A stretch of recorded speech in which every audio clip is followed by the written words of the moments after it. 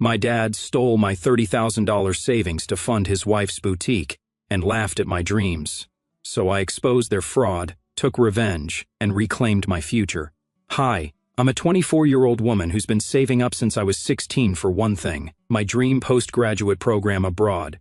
Growing up, I worked part-time jobs, skipped unnecessary spending, and even tutored kids in my neighborhood to build that savings account.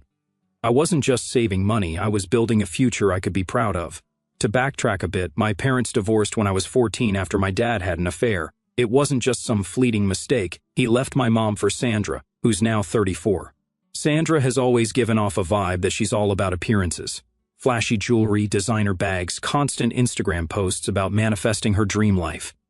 I can't say we've ever clicked, but she and my dad seemed happy, so I mostly kept my distance. When I opened my savings account at 16, my dad had to co-sign because I was still a minor. He didn't contribute a dime to the account. It was all my hard-earned money. The arrangement stayed even after I turned 18 because I didn't think to update it. I trusted him despite our rocky relationship. He's my dad after all. Fast forward to a few months ago, I got the acceptance letter of my dreams. A top-tier university abroad had offered me a spot in their prestigious program.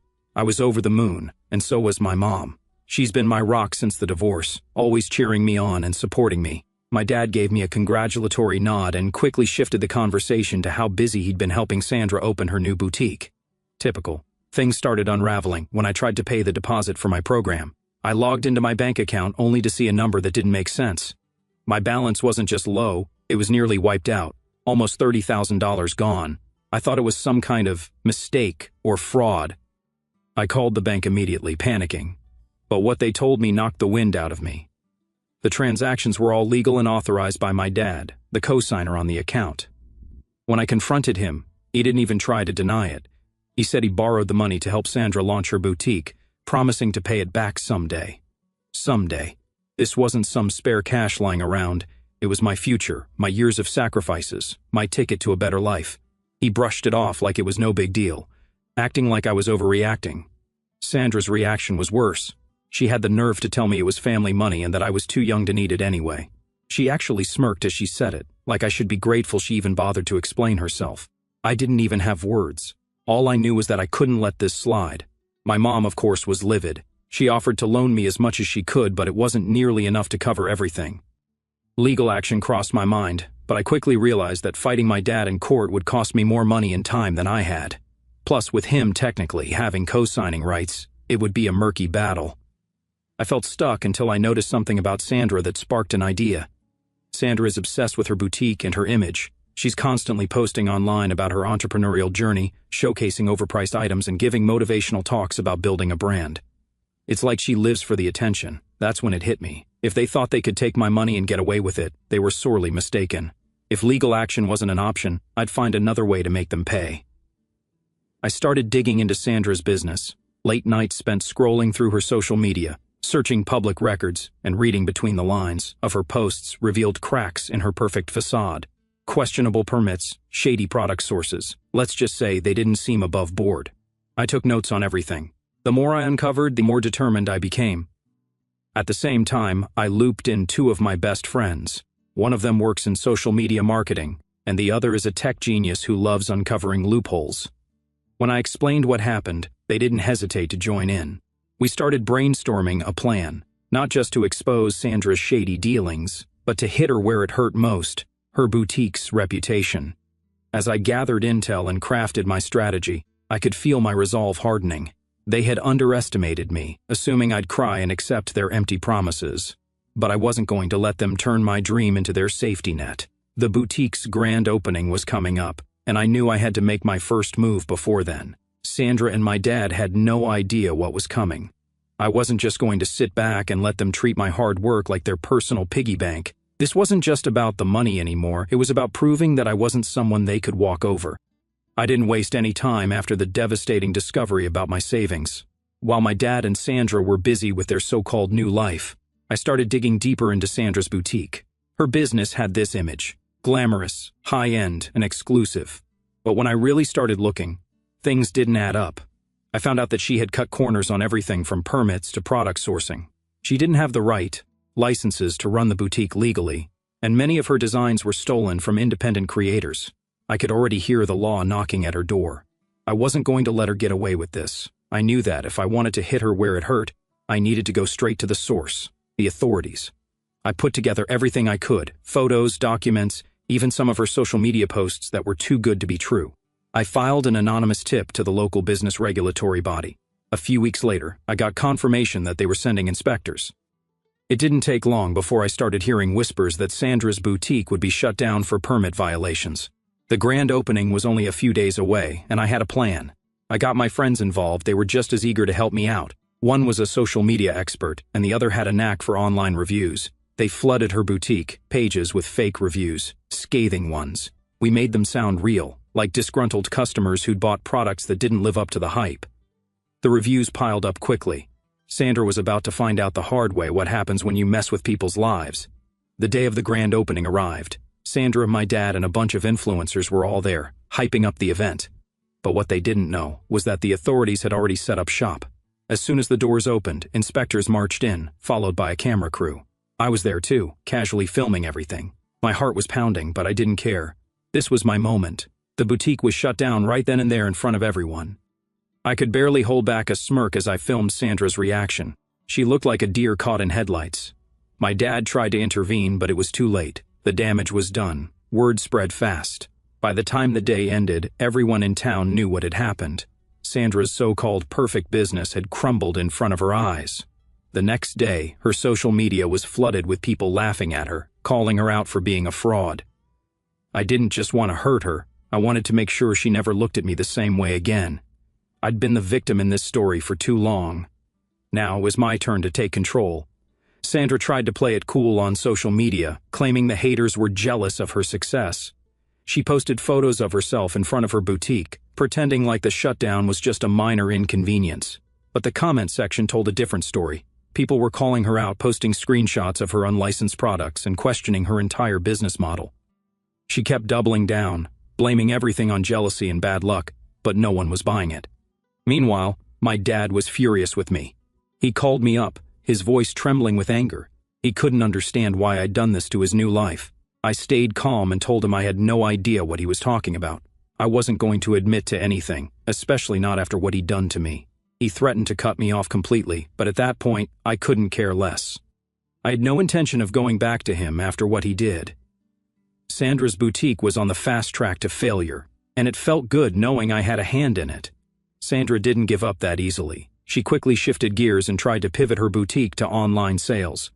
It was a desperate move, but it was the only option she had left. She started advertising heavily on social media, trying to salvage what was left of her reputation. But I wasn't done yet. I kept digging into her financials, finding more and more shady dealings. She wasn't just cutting corners with permits. She'd made fraudulent claims to secure loans for her business, misrepresenting her income and assets to get more money from lenders. I had all the evidence I needed, and I sent it all off anonymously to the banks and lenders she'd worked with. Within a few days, they launched their own investigations into her business dealings. Sandra's desperation grew as she realized the walls were closing in on her. My dad, of course, didn't have a clue. He was still trying to support her, but even he couldn't ignore the growing pressure from creditors. Sandra's financial troubles were becoming harder to hide. She started selling off personal items, furniture, jewelry, anything she could get her hands on to cover her debts. It wasn't enough, but it was a sign that things were starting to fall apart. The first taste of victory came when I saw Sandra's public meltdown. She posted a tearful video on social media blaming everyone but herself for her troubles. She called it karma, but no one was feeling sorry for her. The backlash was brutal. People had already turned on her, and it wasn't just customers anymore. It was everyone who had ever heard of her boutique. My plan was working. Slowly but surely, Sandra was losing everything. My dad, too, was feeling the heat. It wasn't just Sandra who was drowning. It was their entire little empire, and I was just getting started. Sandra's boutique didn't just collapse overnight. As much as I enjoyed watching her empire crumble, it was only the beginning. While her shop floundered, my dad was left scrambling to keep things afloat. He had already sunk a ton of money into her business, and now he was borrowing from anyone who would lend him a dime. The strain was obvious. He wasn't answering my calls, and whenever he did, his voice was tight, almost desperate. Sandra was his new life now, and he was doing everything he could to protect her and her failing business. He never mentioned my savings again, though. He knew better than to go down that road. Meanwhile, I continued to work behind the scenes, making sure Sandra's situation didn't improve. The pressure on her was growing by the day. Her creditors were closing in, demanding money, threatening lawsuits, and ruining whatever was left of her reputation. Sandra, of course, didn't take this well. She turned to social media, posting constant updates about jealous people trying to destroy her and claiming she would rise above it all. But every post made her look more delusional, more desperate. I wasn't satisfied with just ruining her online presence. I wanted to make sure everyone in the community knew what she was doing. I started sharing details of her financial mess on local gossip pages, stirring up more attention. It worked. People in town began to avoid her, and the scandal was no longer just about a failed boutique. It became about Sandra herself. At home, things weren't any better. I overheard them arguing one night. She was furious that he couldn't keep her boutique alive and blamed him for not being a real partner. He was trying to explain his financial limitations, but she wasn't having it. The argument went on for hours, and the next day, I overheard one of my dad's coworkers asking him if he was okay, hinting that the gossip about his wife's scandal was starting to affect his professional reputation. My dad, normally a reserved person, had become the subject of office chatter. I didn't feel bad for him at all. He had chosen this path after all. Sandra wasn't about to let things go down quietly. Desperation set in. She started selling off items from her own home, things my dad had bought for her over the years, just to keep the boutique running. I saw pictures of her selling jewelry, expensive furniture, even a few things that had been family heirlooms. I can only imagine how my dad felt watching her unload things that were once meant for a future together. If he had any inkling of regret, he didn't show it. All I saw was a man slowly being consumed by the very woman he'd chosen over his family. The blows just kept coming. One night, my tech-savvy friend uncovered something interesting. Sandra had secret bank accounts. It turned out she'd been hiding money away from the authorities and her creditors, trying to avoid paying her debts. As soon as I got the information, I knew what I had to do. I contacted the authorities anonymously, providing them with the evidence and making sure they knew about her hidden funds. A few weeks later, I found out that those accounts had been partially frozen. Sandra's financial web was beginning to unravel in front of her eyes. She had no idea who was behind it, but I didn't care. All that mattered was that I was getting closer to my goal. Things came to a head when Sandra posted another one of her dramatic rants online. This time, she didn't just blame haters. She blamed vindictive people who were trying to ruin her life. But she was going to stay strong and keep fighting. Watching her spiral like that was both satisfying and unsettling. The walls were closing in on her, and she didn't even realize it yet. Sandra's breakdown wasn't just personal, it was public. It was only a matter of time before everyone saw her for the fraud she truly was. That's when my dad finally started questioning his choices. He called me one night, a little quieter than usual. It wasn't an apology, but it was a crack in the armor. He was beginning to see how much he had sacrificed for Sandra and how little it had paid off. He asked me to meet him in person, and despite everything, I agreed. I knew exactly what he was going to say, but I wasn't going to make it easy for him. When we sat down, he didn't start with the usual excuses. He just looked at me, his face tired, and said, "I know I messed up. I'll pay you back. Just don't do anything more." He was offering me a portion of my savings back.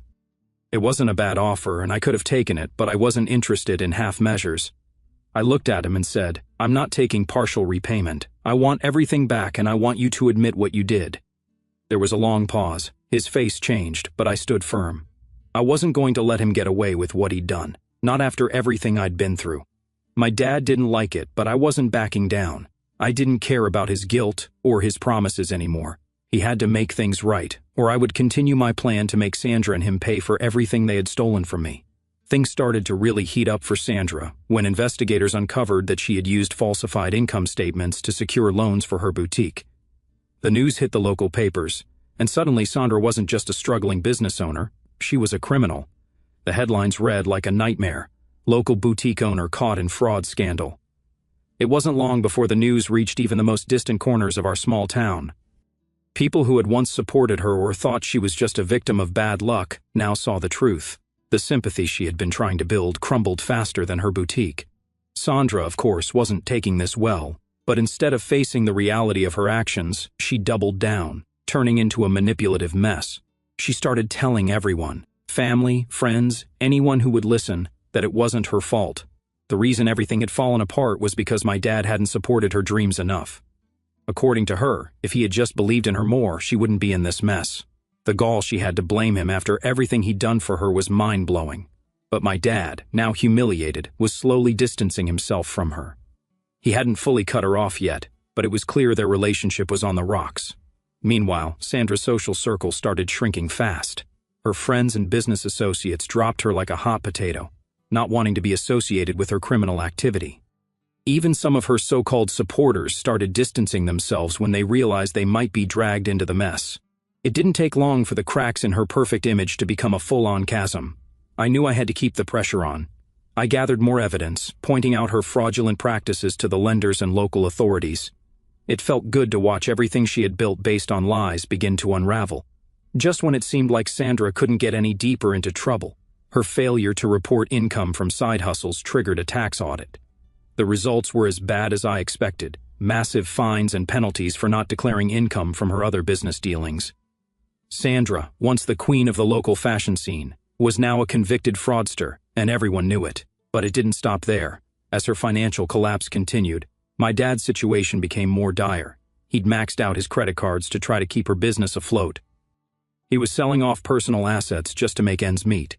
He was running out of options, and it wasn't just his own financial security at risk anymore. It was his relationship with Sandra, too. Sandra wasn't done fighting yet. In a last-ditch attempt to salvage whatever she could, she pressured my dad to dip into his retirement savings. This was the breaking point for him. He snapped. For the first time in ages, he refused her. He wasn't going to sacrifice his future for her anymore. And that's when the real cracks started to show. The people who had initially supported my dad and Sandra now saw the mess they had created. Family members who had stood by them during the good times started turning their backs as more and more scandals came to light. What had once seemed like a perfect fairy tale turned into a soap opera of greed, lies, and betrayal. By now I had a moral dilemma. I'd gotten what I wanted. Sandra was exposed, and my dad was facing the consequences of his actions. I could have stepped back, let them clean up the mess, and moved on. But that wasn't enough. I wasn't done with them yet. I'd spent too many years working hard, saving and sacrificing for my dream. My money was still gone, and I wasn't going to let them walk away from this scot-free. I decided to push forward and continue holding Sandra and my dad accountable. They had to pay for what they did. As if the situation wasn't chaotic enough, Sandra had a public meltdown. She live-streamed a tearful rant on social media, blaming everyone but herself for her downfall. She called out vindictive people who had ruined her life, completely ignoring the fact that it was her own actions that had led to this moment. The live stream went viral, but not in the way she expected. People weren't feeling sorry for her, they were mocking her. The comments were brutal. People called her out for her lies, her manipulations, and her extravagant lifestyle. It was a full-on social media disaster. At the same time, the legal pressure on Sandra grew. Her creditors filed lawsuits. And because of the way she'd dragged my dad into her financial mess, he was also getting pulled into the legal chaos. His once stable life had completely imploded. As if that wasn't enough, I discovered even more dirt. My dad had known about Sandra's fraudulent actions long before he admitted to it. I found evidence showing he'd been complicit in covering up her lies. That was the final nail in the coffin. My leverage over him grew, and I knew I had him cornered. Eventually, my dad reached out to me again. This time, he didn't offer me a portion of my money. He offered me the full $30,000, finally, but it came with a catch. He wanted me to stop the legal action and drop the whole thing. He didn't care about admitting fault, he just wanted the mess to go away. But I wasn't about to back down now. I told him I would take the money, but only if he signed a written agreement. He had to promise never to touch my finances again, and he had to publicly admit his mistakes to the family. It was the only way I'd let him off the hook. This was far from over, but it was getting closer. Sandra was crumbling. My dad was facing the consequences of his choices, and I was finally getting what I was owed. Sandra's downfall was swift and unforgiving. After all the investigations and lawsuits, the inevitable finally happened. Her boutique was officially shut down. Authorities seized everything they could to cover her mounting debts. Her once pristine store, filled with overpriced knockoffs and fraudulent products, was now just a shell, the empty shelves serving as a symbol of her greed and deception. It was almost poetic how quickly it all fell apart for her. As for my dad, his world came crashing down along with hers. With Sandra gone, he was left to face the full extent of his mistakes. The fallout was immediate. Family members who had once supported my dad and Sandra started to distance themselves.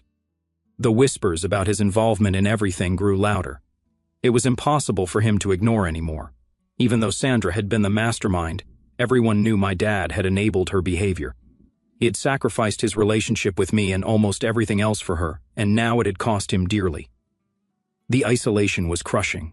He was a man without allies, no longer respected in the family, and his own mistakes had turned him into a cautionary tale. But for me, the opposite happened.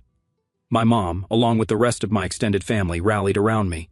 They recognized my persistence and independence throughout this entire ordeal. They praised me for standing up for what was right and for refusing to let my hard-earned savings slip through my fingers. It was bittersweet. On one hand, I had the support I'd always wanted, but on the other, the damage had already been done. My relationship with my dad would never be the same. When Sandra left town, it was almost a relief. She filed for bankruptcy, disappearing from the public eye to escape her debts. My dad was left to deal with the aftermath alone, and I couldn't help but feel a bit of satisfaction. For all his attempts to protect her, she had abandoned him just like everyone else. She wasn't even around to witness his downfall. I'm sure she saw it coming, but that didn't make it any easier for him. A few weeks after Sandra's departure, I received an email from my dad. He finally admitted his mistakes. He apologized for betraying my trust, acknowledging the pain he had caused. The email wasn't long, but it hit hard. He expressed his regret for enabling Sandra and for putting her over his own daughter, but by then, I wasn't sure if his apology was enough. He had hurt me deeply, and it wasn't something that could be fixed with a few words on a screen. Despite the apology, I couldn't forget everything that had happened. A part of me still resented him for everything I had to go through. In the weeks that followed, my dad wired me the full $30,000 he owed me, as promised. It wasn't an easy payment for him. His financial struggles were far from over. He was buried in debts, some of which he could never pay back. It felt like a hollow victory knowing that my money had come at the cost of his financial ruin. But I had gotten what I needed. That was the end of the chapter with him. At least, that's what I thought at the time. Just when I thought everything was settling down, Sandra resurfaced. She tried to reach out to my dad again, probably hoping to worm her way back into his life. But this time, he had learned his lesson. He blocked her on every platform, refusing to let her back into his life. It was a small act of redemption, but it was the first time in a long while that I saw him take control of something. While Sandra faded into the background, the legal cleanup continued. She faced a suspended sentence and hefty fines for her fraudulent activities. It was a small comfort, knowing she wouldn't be able to get away without consequences. But even with her out of the picture, my dad's reputation remained tainted. People in the neighborhood and at work started whispering about the scandal. They couldn't ignore what had happened, and my dad had to live with the shame of it all. I don't think he ever fully came to terms with what he'd lost, but I had moved on. After months of dealing with the fallout, I finally had the funds I needed to pursue my postgraduate program abroad. I packed my bags, leaving everything behind. For the first time in a long while, I felt free. My dream was within reach, and nothing could hold me back. My journey wasn't just about education anymore. It was about reclaiming what was mine and finding my own path away from the mess my dad had created. Just when I thought I was free of Sandra's influence, she took one last swing at me. She posted a cryptic social media message clearly aimed at me, blaming me for everything that had gone wrong in her life. It didn't take long for the online community to call her out. They saw her for who she really was, a manipulative liar who had taken advantage of everyone around her. The comments were brutal, and Sandra quickly deleted the post, but the damage was done. She had become a cautionary tale of greed, and it was clear that no one felt sorry for her. As for my dad, he tried to rebuild his relationships with other family members. Some people were willing to forgive him, but I remained cautious. The damage was too deep, and I couldn't forget how easily he had chosen Sandra over me. I couldn't just pretend everything was okay. So I moved abroad to start my program. It was a new beginning, a fresh start that I had worked so hard to achieve. I promised myself that I would never again let anyone, even family, have access to my finances. No one would ever take advantage of me again. The lessons I had learned were painful, but they made me stronger. I was ready for whatever the future held. Months had passed since Sandra's downfall, and just when I thought I could finally put everything behind me, she resurfaced. This time, she wasn't trying to relaunch her boutique in the traditional sense. No, she decided to go digital, starting an online store under a completely different name. She had clearly thought that a fresh start with a fake ID would be her ticket back into the business world. But Sandra wasn't as clever as she thought. One of my tech-savvy friends, who had been following her every move, uncovered the new store almost immediately. The second she launched it, we found out who she really was. Her past scandals were just a click away from coming back to haunt her. The community didn't take too kindly to her latest attempt to sneak back into the market. News outlets quickly picked up on her new venture and started digging into her past. Articles popped up exposing her fraudulent history, and soon enough the whole town knew that the woman behind this new online store was the same one who had run a scam years ago. Former customers who had been burned by her before were quick to leave scathing reviews. Her creditors also piled on, warning others about her shady business practices. The backlash was overwhelming. Within days, her new store was shut down again, this time for good. Karma doesn't forget, and Sandra was paying the price. Amid all of this, my dad tried once again to redeem himself. He contacted me and offered to help fund my next semester abroad. He seemed genuinely remorseful, but I wasn't in a place where I could just forgive and forget. I had my own life to rebuild, and I couldn't risk letting him back in without setting some serious boundaries. I accepted his offer, but with a clear understanding there would be no further financial entanglements. I told him I would only accept his help under one condition: he would never again have access to my finances. If he truly wanted to help me, he would need to respect my independence. There was no room for him to make the same mistakes again. Sandra wasn't done trying to ruin people's lives just yet. After her online venture crashed, she tried suing a creditor for defamation. She claimed that the negative reviews and public backlash were all part of a conspiracy to bring her down. The lawsuit made headlines, but it quickly fell apart in court. Sandra lost the case, and her attempt to shift blame only further cemented her reputation as a manipulative, dishonest person. It was almost comical how far she was willing to go to play the victim when everyone could see through her lies. With the legal battle over, Sandra had no choice but to retreat further into the shadows, and once again she disappeared from the public eye. As for me, I was finally able to reconnect with the supportive relatives who had stuck by me through the entire mess. I shared my story with them, and they were amazed at how far I'd come. They saw my resilience and the way I'd handled everything with grace and strength. I didn't just survive, I thrived. The experience taught me the importance of setting boundaries and taking control of my own future. No one, not even family, could take that from me. I threw myself into my studies and started excelling. My professors took notice of my dedication, and I soon landed an internship with a well-known company in my field. It felt like everything was falling into place. What had once been a dream was now becoming my reality. I'd spent years working toward this, and now that I had the opportunity, I was determined to make the most of it.